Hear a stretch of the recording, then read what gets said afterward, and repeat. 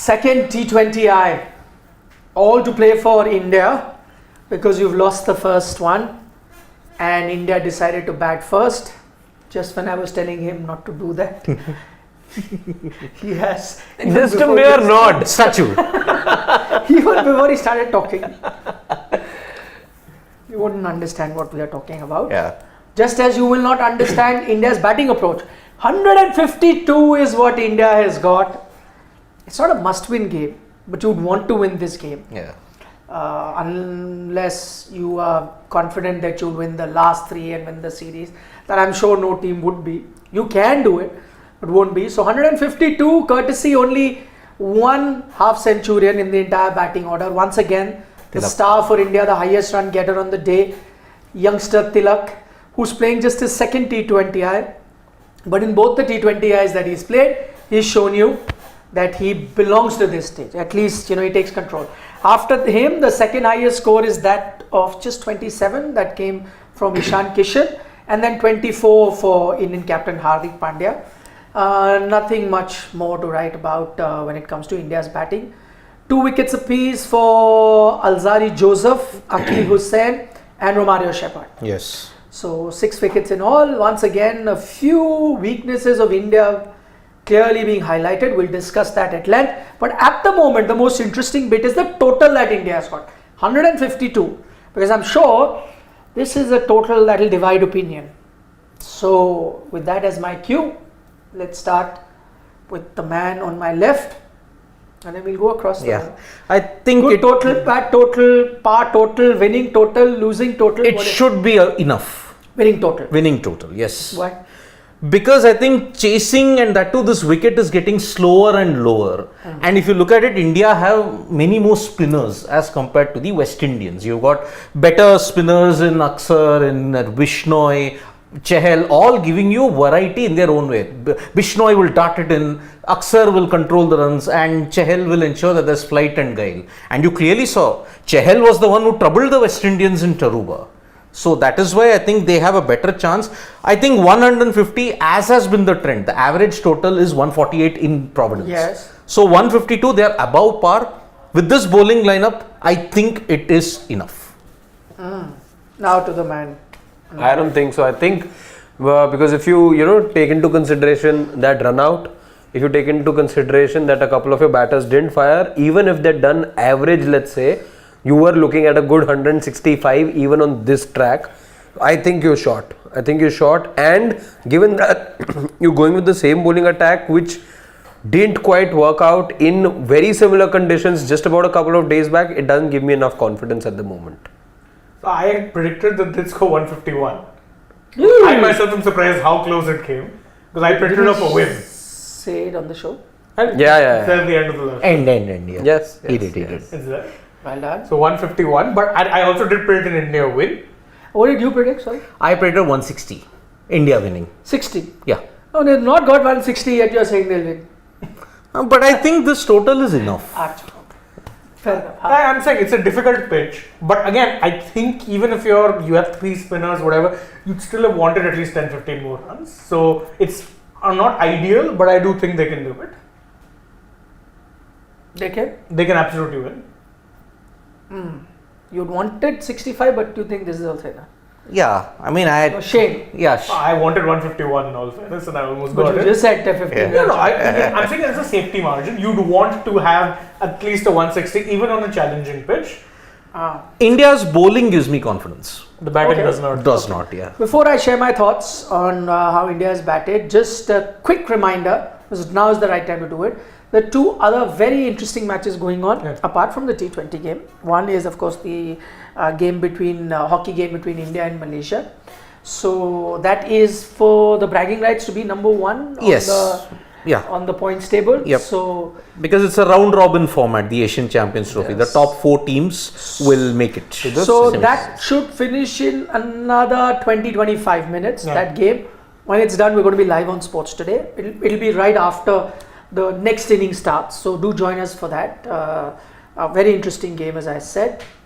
India leading 3-0. 3-0, yes. The other game is, of course, the big football game It's the community shield. Community Shield. City versus Arsenal. Yeah, City versus Arsenal in the Community Shield. I was just trying to think of what the championship was.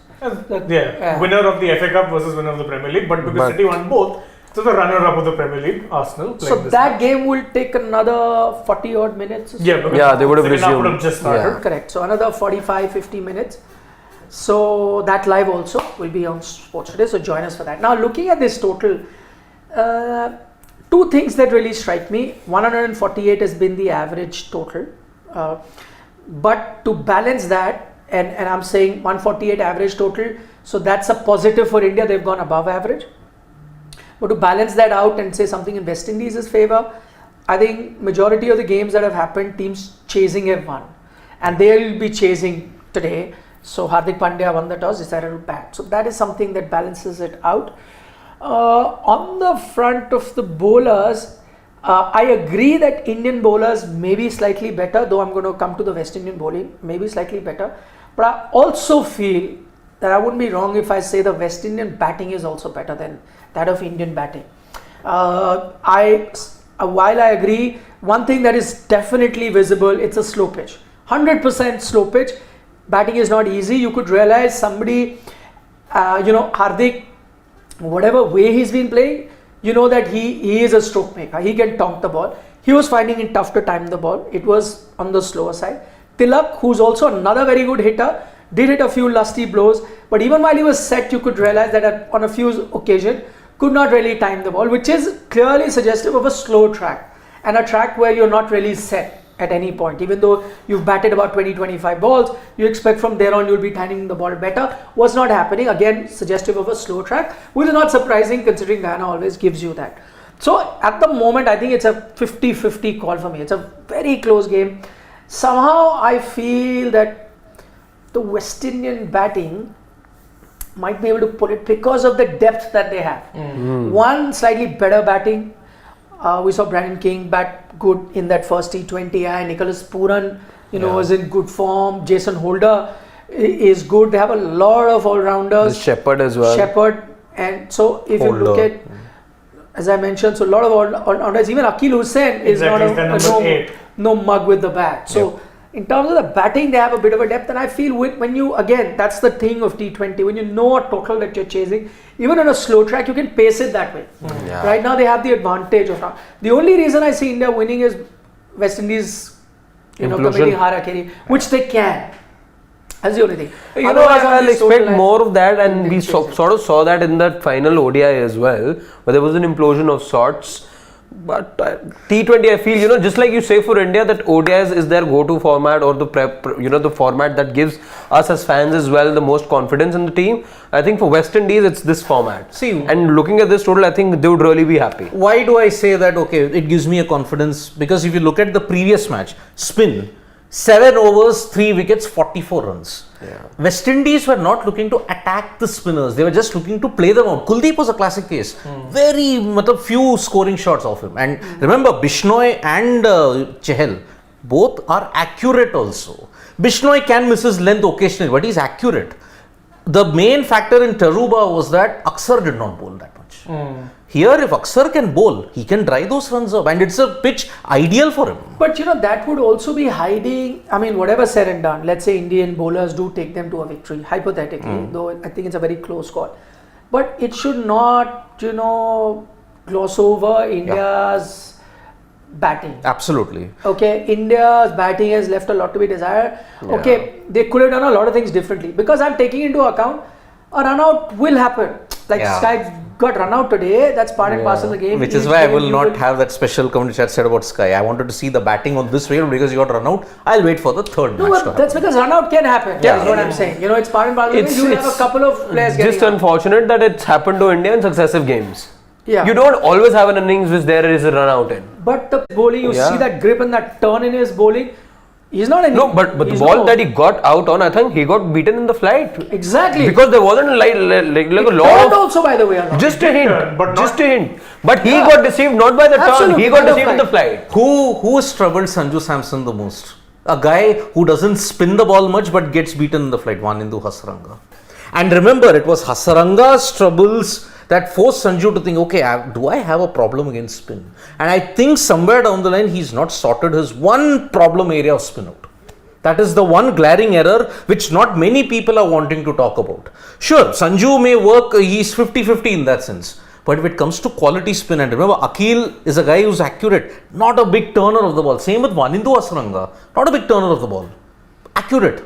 He struggles. No, Akhil's a good bowler. He Yeah. had Hardik also in trouble on various occasions. I think the guy. The arm ball, he could not read the arm ball. I think the guy who set up Windies' win in the first T20I was Akhil Hossain.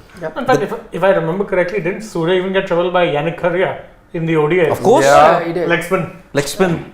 Yannick Carrier troubled him. And remember, Akhil already had those demons in the Indians. Oh, you remember the one ball to Shubman? Oh, yeah. Spun square. Yeah. And he was spooked. Ishan Kishan, he was undone by the ball keeping low. But here, I think the pitch was such he couldn't play that kind of a shot. In other grounds, he could have hit it. Say, Wankhede, he could have cleared the ground easily. Yeah. But here, the sluggish nature of the pitch, shot selection is a major factor in the Indian cricket team at this point.